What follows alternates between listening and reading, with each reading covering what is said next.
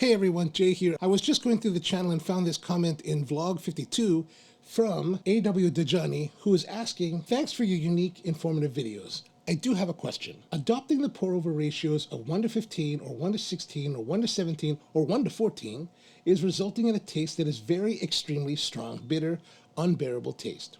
If the weight of the water that fills my coffee mug is around 185 grams, and if I go with the recommended range of pour-over ratios, then that means that the coffee grinds that weigh 11 grams, that are equivalent to approximately 4 tablespoons for one mug, is way too much and strong. Is that the case? As it just doesn't make sense adding 4 teaspoons of ground coffee into one mug of coffee. Please advise on the right pour-over portion, as the majority of YouTube videos are trumpeting the 114 to 117 ratio. Thanks. Well,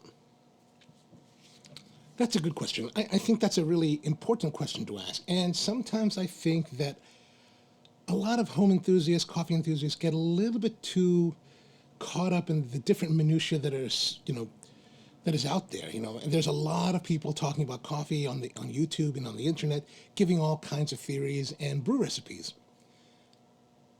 And they're not always going to work perhaps to how you'd like them to. So here at Spro, we use a basic recipe of 2 grams of coffee for every finished ounce that we're making.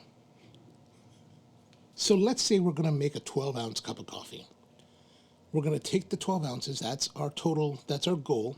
We're going to multiply that 12 by 2 grams, because 2 grams for every finished ounce, and that's going to give us 24. So we're going to use 24 grams of coffee to make the cup, and I'm going to show you that. So this brewing formula applies to practically any of the brewing devices out there. But for today's demonstration, I'm just going to show you with a simple Hario V60. The idea here is that we are going to be using 12 grams for every finished ounce, right? So we're going to put 24 grams of coffee because our target is 12-ounce cup. Since we're coming from the V60 method, I'm actually not going to follow that method too well because I'm really more interested in narrating to you the theory behind what we're doing, okay? The idea is that we want to have a finished brew time of 3 minutes, 30 seconds to 4 minutes. Somewhere between there is our ideal brew time. Now, of course, we're going to start off by timing it and adding the water, wet the coffee, let it bloom a bit, and just wait, right? Now, when it comes to our formula, what we're looking for is that brew time, 3 minutes and 30 seconds to 4 minutes. Part of that is going to be controlled by the way we pour, right? But it's also going to be controlled by the amount of resistance that the water encounters flowing through the device, right? So what that means is that if we were just to take this V60 and pour the water through it without any filter, without any coffee, it goes, of course, really fast. Now, as we add the coffee, it slows down. Now, the degree of fineness of the coffee is what really creates that resistance. So we're just using a basic recipe of 22 grams to every ounce, and then using the grind to create that resistance to create the time that we want. Right now, of course, we are doing interval pouring, and we're just keeping the water level pretty much at the coffee bed at the same height with the water. We're not adding too much. We're not raising the coffee bed. We're holding it at the position just to keep it saturated, and then letting the flow through. Then, as you can see, it kind of stutters out a little bit, but we're just going to keep adding, right? Now, you can break it down so you're thinking about it, I'm going to add X amount of water in Y amount of time, but we tend not to think about that. We're looking at the overall result. So we're about 1:44. I really don't even know where we are at the moment. So in this particular case, and I'm not using a scale to measure out how much water, right? So I'm just totally relying upon the resistance of the coffee to regulate the brew parameter, the brew flow, right?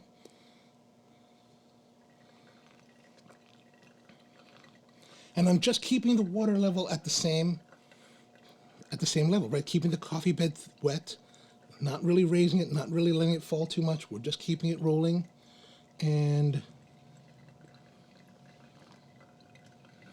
now the difficult part about this is that it does require a lot more attention. You're giving it a lot more love. You're giving it your full attention because you really don't have the time to go run away. which does make it, it depending on the amount of effort you want to put into it, it may or may not be an issue. But let's say if I'm at home and I'm cooking like breakfast and I want to deliver eggs, bacon, and toast at the same time as the coffee's finished, well, this kind of gets in the way of that, right? So, all right, we're coming up on 3 minutes now. And where are we now? We're looking at, maybe we're a little bit slow. This could be a little bit on the coarser side. On the finer side. Maybe we're not going as fast as we could. But let's see. We're about 3:15 now.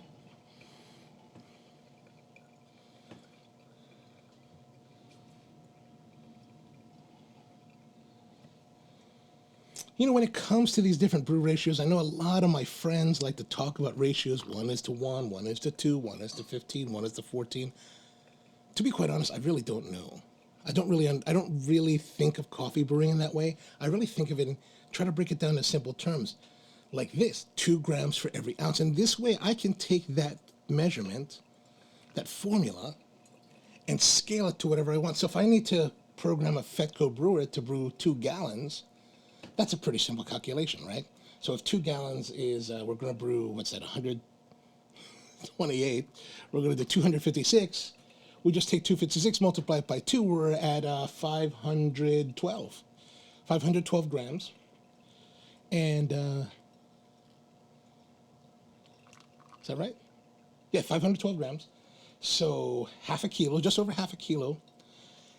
And it's a real simple way to, I think it's a really simple way to think about it. You don't have to go into this ratio thing and think about, how do I convert the 15 to 1? I don't really want to, to me, that's just too much thinking. Perhaps I'm just not a very thinking person.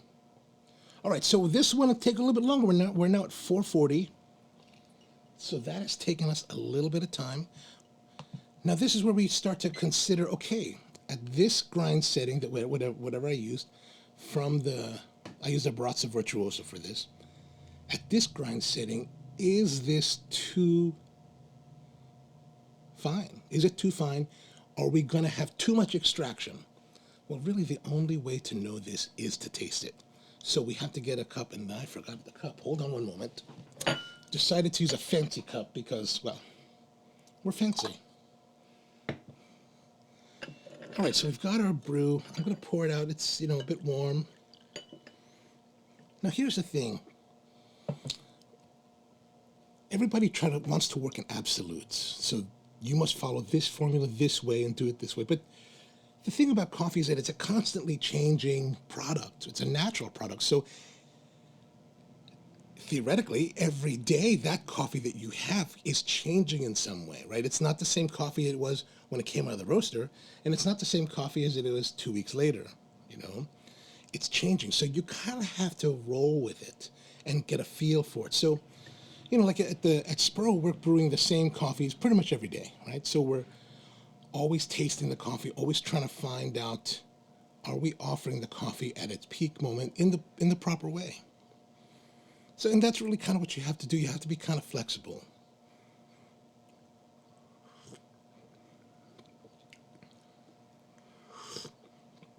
All right, so here's a great example.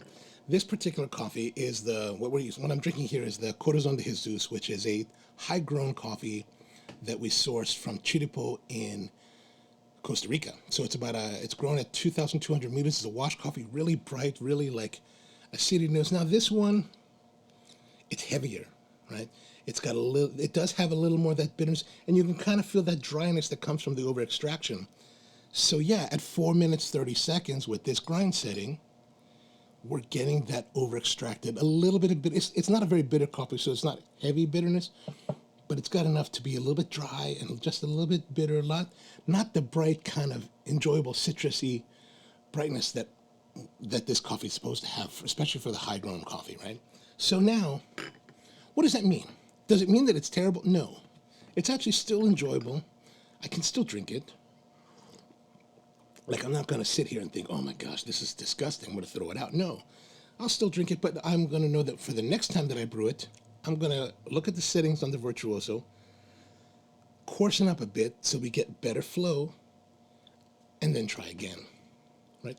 And that's kind of what I think you have to kind of keep in mind, is that it's not going to be perfect, so you're always going to be adjusting, you're always watching. So let's say like in a typical brew work day at Spro, and I'm brewing coffees for many different guests and many different coffees. I'm watching which coffees I'm brewing. I'm also mentally keeping an idea on like, okay, how is this brew flowing? Is it flowing correctly? Does it look good? Do I need to make an adjustment to the grind or to one of the parameters? And ultimately, like for example, is this too long? Is this going to be outside of what we really want to offer? In those cases, I may just restart again and replace the drink. We want people to have the experience that we're looking for, so we're trying to keep it within a range. And also I'm watching each cup go out so that I can gauge, okay, so that took, let's say that one cup took 345, the next one took 352 or something like that. We're going to be watching that. But if it starts to fall out, then maybe we'll make a change to something, probably the grind, okay? I hope that makes sense. All right, so let me just double check to make sure. So AW Dajani, so you're talking about 185 grams.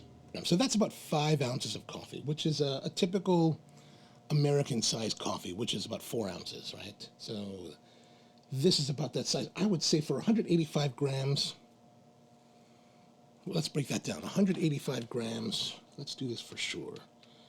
185, divide that by 29.5, and we've got 6.27 ounces. We're going to multiply that by 2. You're going to use 12.5 grams if you really want to get down to a 12.5. If not 12 or 13 grams, give it a try. Don't be afraid to like fudge a little bit and move the amounts a little bit. Feel free to adjust. Don't get too locked up in the ratios. Like it says 1 to 15, so therefore it must be that way. If it tastes bitter and unacceptable, it is bitter and unacceptable. Try something different. Don't be afraid to experiment. I think you should give the try the 2 grams for every finished ounce, or 2 grams for every 30 mils. Use that ratio to calculate your coffee and then give it a try. So again, try 12.5 or 13 grams of coffee for your next cup, for your 185 grams of 185 mil cup. Give that a try, see what you think, and let me know in the comments down below how it turns out. And for the rest of you, if you have any questions about coffee or anything like that, drop them in the comments below. I hope this little runaway video kind of helps you and get some better insight into how to brew coffee. If I can offer anything else, please let me know. And thanks for watching. Really appreciate you. And yeah, thanks.